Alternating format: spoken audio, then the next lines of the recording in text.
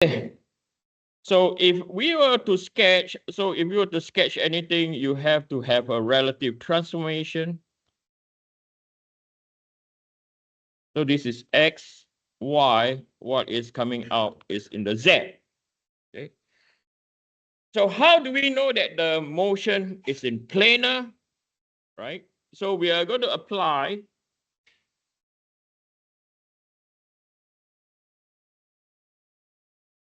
planar rigid body assumption. Okay. So how do we know that it's planar? So now, if we were to sketch, listen, this is the first time you are doing this. It's okay not to get it. Are we clear? You need to go home and digest. Are we clear? This is not McDonald's. Where's McDonald's?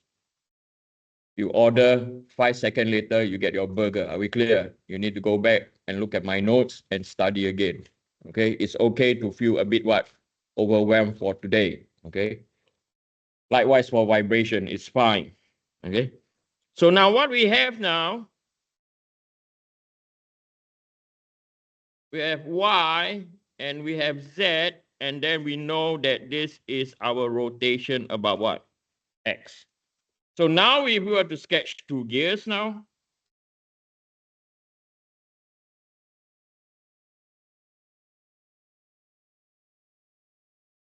so this is gear A.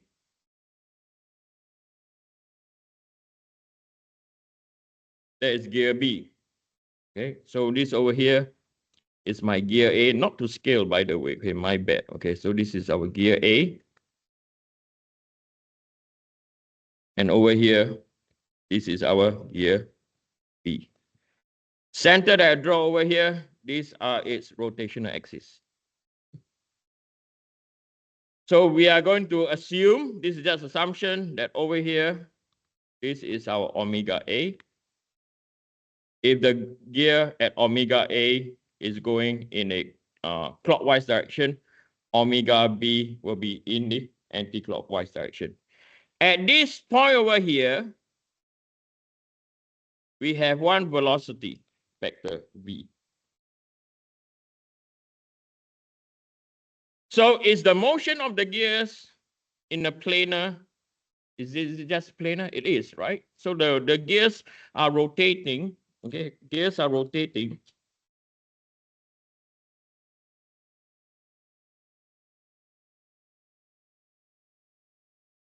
Okay, gears are rotating on the YZ plane. Okay. Now, where is the rigid body assumption now?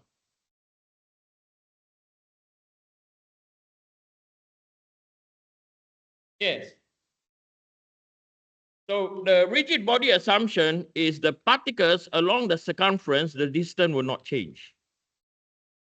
For gear A and for gear B. Okay. So we assume gear A to be a rigid body, and we assume gear B to be a what?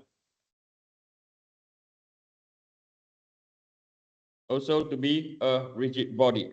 Okay. What are gears used for?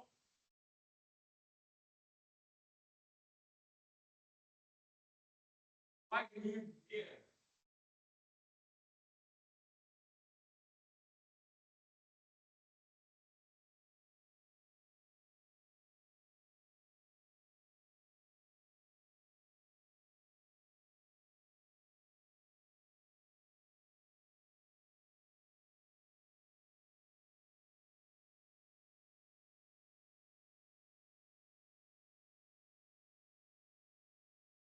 What's the purpose of gear? You're being shy. I promise if I did embarrass anyone, I do apologize, okay? So what are gears for? Yeah. Okay, so gears are used for The gears are used for changing rotational direction, right? What will happen if you want to reverse your car and there's no reverse gear?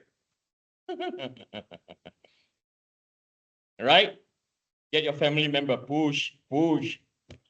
Yes or no? What are the two main purposes of gears besides changing direction? Anyone?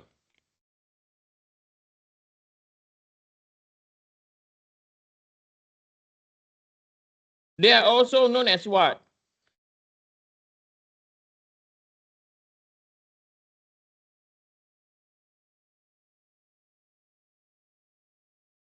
They are also known as speed increaser or speed reducer. And in terms of torque, it can also reduce the torque or it can increase the what? The torque. Higher speed, reduce torque. Lower speed, increase your what? Torque. Yes or no? Right? You have gear 1, 2, 3, 4, 5. You can see how the gear changes. And have you all started your car with your 5th gear? Oh, sorry, you guys are on automatic. You will not know that. Am I right? Right? Right. Before we go on any further, there are two terms that I want to clarify. Okay. One is torque,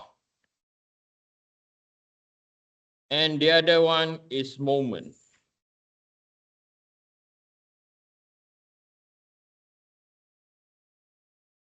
Okay. Now, what is the unit for torque? Anyone? Yes. Newton meter. What is the unit for moment? Anyone? Yes. Newton meter. What is the formula for torque? Hey, physics, come on. Pali, hurry up. What's torque equal to? No need to put out your hand. Just scream something. Force multiplied by what? Radius. What is moment? Force multiplied by what?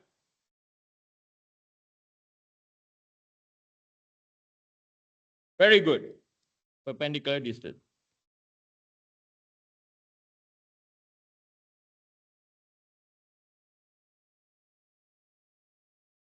Is radius also a perpendicular distance?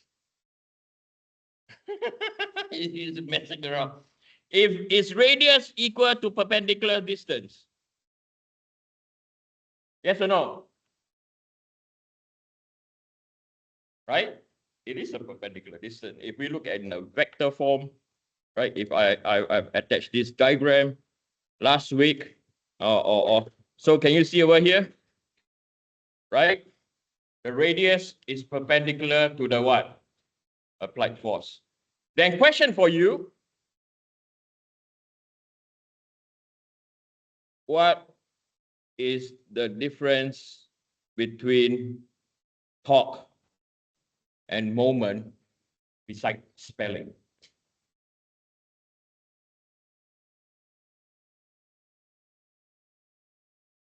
Asking again, what is the difference between moment and torque besides spelling? There are some professors in some university, including ours, saying that moment and torque are the same. Do you agree? Yes.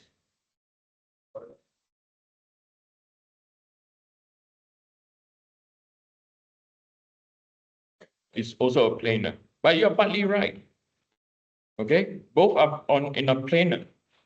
But what's the difference? Yes. Okay. So I'm going to show you now, okay, when you call a moment and when you call a torque. Okay, both are very distinctly what? Different. Okay, if anyone tell you the same, give me a call. I'll get a stick ready. Let's look at a moment.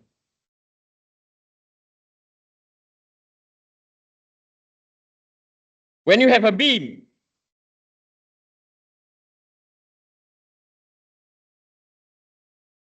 and we have a structure, so this is our beam, and then you have applied force P, and what you have over here, you have a distance what? Distance L. This distance is perpendicular to, relative to P, is perpendicular in orientation. So over here, we have a moment which is equal to P times L, or PL. Moment is equal to PL. Okay. Or I will write this force multiplied by perpendicular distance. Not any distance. It has to be what?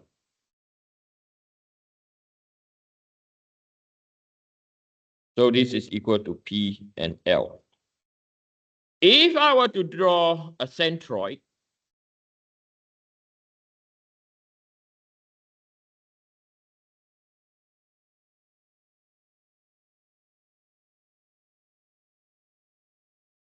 this is our centroid. When P multiplied by L is applied, this is the deformation pattern of the centroid.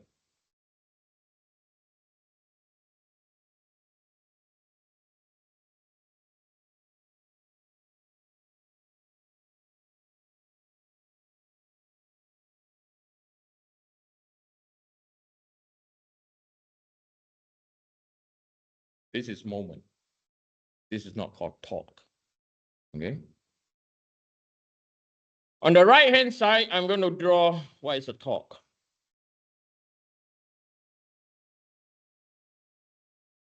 Now, in this case, what we have is we have a shaft.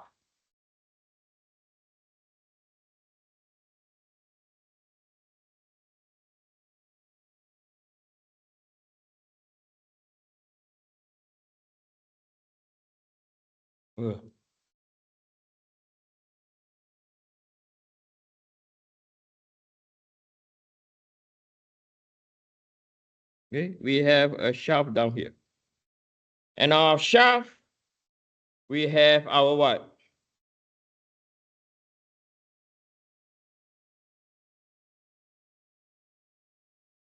We have our geometric centroid.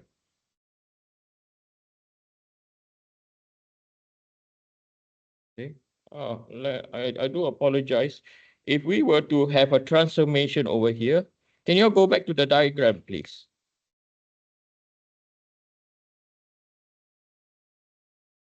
Okay. So over here, what we have is moment about the z-axis is equal to PL.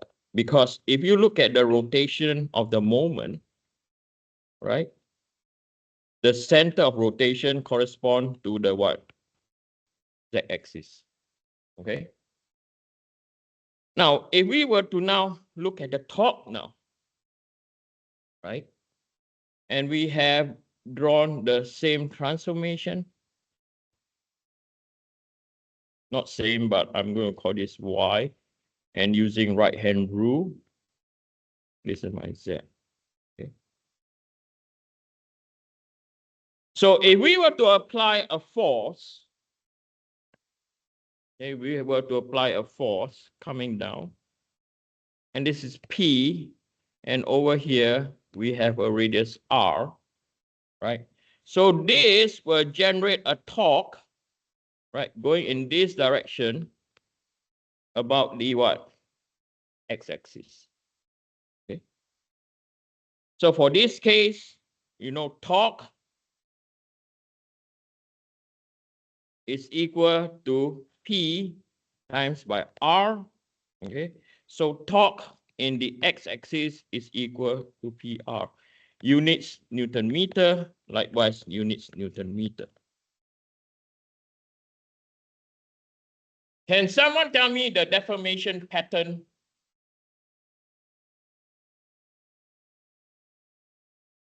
for the shaft when there's a torque applied? Yes. There is no what?